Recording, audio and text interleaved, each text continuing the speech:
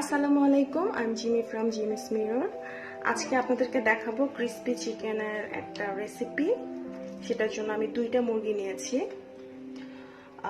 এখন এই মুরগিটা এইভাবে, একটা মুরগি 8 পিস করে কেটে নিয়েছি এইভাবে। সো এখন এর সাথে আমি মশলা মেশাবো।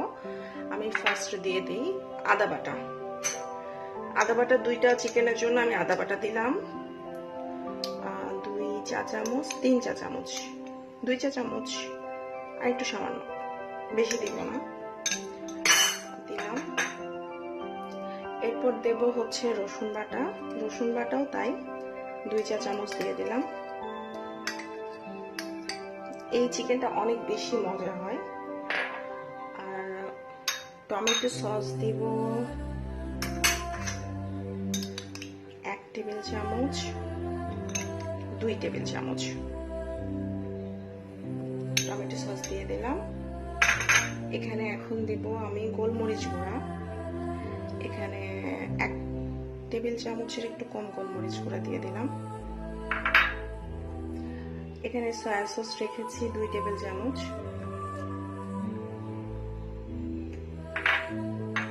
ওয়েস্টার সস 1 টেবিল চামচ। ওয়েস্টার সসটা চাইলে আপনারা নাও দিতে পারেন। আমার ওয়েস্টার সস অনেক বেশি পছন্দ, আর ফ্লেভারটা টোটালি অন্যরকম আসার জন্য আমি ওয়েস্টার সসটা দিই। আর সাথে আমি দিব এখন গুঁড়া মরিচ স্বাদ মতো। আমরা একটু ঝাল বেশি খাই জন্য একটু বেশি দিব, সামান্য একটু দিলাম, কারণ আমি একটু পাপরিকা অ্যাড করবো। আর পাপরিকা এখানে আমি দিলাম 2 চা চামচ। পাপরিকা যদি কেউ না থাকে শুধু গুঁড়া মরিচও দিতে পারে। আর লবণটা হচ্ছে পুরোটাই স্বাদ মতো, যে যেমন পছন্দ করেন। বাস, আমার সবকিছু দেয়া শেষ। আমি এখন এই মশলাগুলো মুরগির সাথে মাখিয়ে মুরগিটাকে 1 ঘন্টা রেস্টে রেখে দেব। পুরো 1 ঘন্টা, বেশিক্ষণ রাখলে বেশি ভালো হয়, কিন্তু আমার সময় নাই জন্য আমি 1 ঘন্টা রেস্টে রেখে দেব। 1 ঘন্টা পরে এটাকে আমি ভাজবো, এবং ভাজার প্রসেসটা তখন দেখতে পাবেন। এটা একদম ক্রিসপি চিকেন হবে। সুন্দর করে মাখতে হবে, মেখে এটাকে 1 ঘন্টা রেস্টে রাখতে হবে। আর আগেও বলেছি যে আপনারা যদি ওয়েস্টার সস না দিতে চান এটা দিবেন না, এটা আপনাদের রুচি মতো। চাইলে দিবেন, না চাইলে দিবেন না, থাকলে দেবেন, না থাকলে দেবেন না। মিশ্রণটা ভালো মতো মাখা হয়ে গিয়েছে। এটা আমি এখন রেস্টে রাখবো 1 ঘন্টা।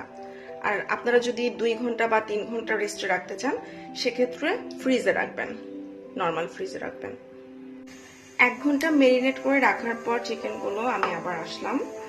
এখন এটা ভাজার পালা। পাশে তেল গরম হচ্ছে, ডিপ ফ্রাই হবে, তেল গরম হচ্ছে। আর আমি এটা কিভাবে ক্রিসপি চিকেন করতে হয় সেটা এখন করব। আমি ফার্স্ট একটা চিকেন নিলাম। চিকেন নেওয়ার পরে যেটা করতে হবে, এই যে ময়দার মধ্যে আমি ফার্স্ট, এটা ময়দা কিন্তু, চিকেনটা আলতো করে দিলাম। হাতের বেশি অংশ ভরানো দরকার নাই, 2 আঙুল দিয়ে করলেই হবে, কারণ বেশি অংশ ভরালে সমস্যা। এরপর যেটা করব, আমি এই যে পানির মধ্যে একটু চুবাবো। চুবানোর পরে আবার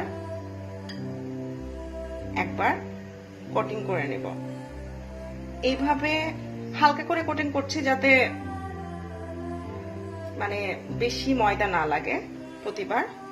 আর এটা হচ্ছে লাস্ট কোটিং। লাস্ট কোটিং হইল। আর তেল আপনার খুবই পর্যাপ্ত গরম হতে হবে, যেমন তেলটা এখন গরম আছে। এখন এই তেলের মধ্যে আমি এই চিকেনটা ছেড়ে দেব।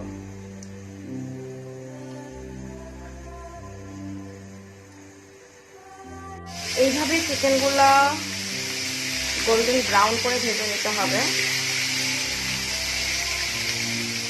এটা খুব রিস্কি প্রসেস জন্য আমি বেশিক্ষণ ভিডিও করতে পারলাম না, কারণ আমি ভিডিও করছি আবার ভাজতেছি, তো দুর্ঘটনা ঘটতে টাইম লাগে না। লাভলিও আমার পাশে নাই, ও অন্য কাজ করতে গিয়েছে। তো এইভাবে মিডিয়াম থেকে লো আছে গোল্ডেন ব্রাউন করে আমরা ভেজে উঠাবো।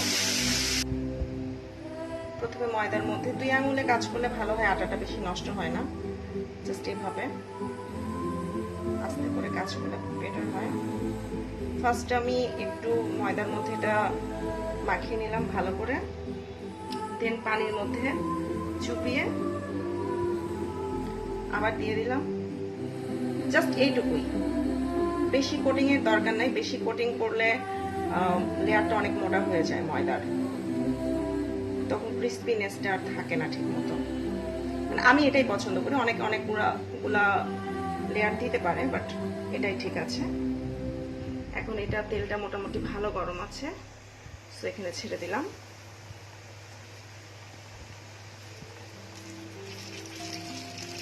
দেখবেন যে এটা ক্রিস্পি হয়ে যাবে।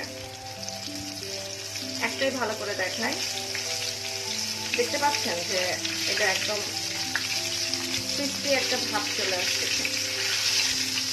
ক্রিস্পি চিকেন যেমনটা হয় ঠিক তেমনটা।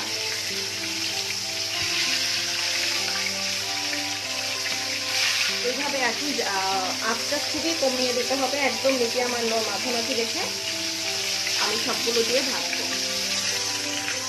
আরেকটা দিয়ে দিলাম।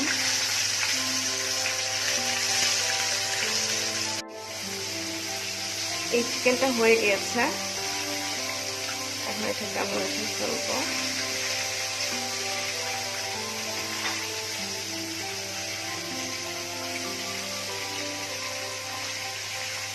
তৈরি হয়ে গিয়েছে ক্রিস্পি চিকেন। আপনারা চাইলে এটা বাসায় ট্রাই করতে পারেন, খুবই মজার। আর সবাই ভালো থাকবেন, সুস্থ থাকবেন। আসসালামু আলাইকুম।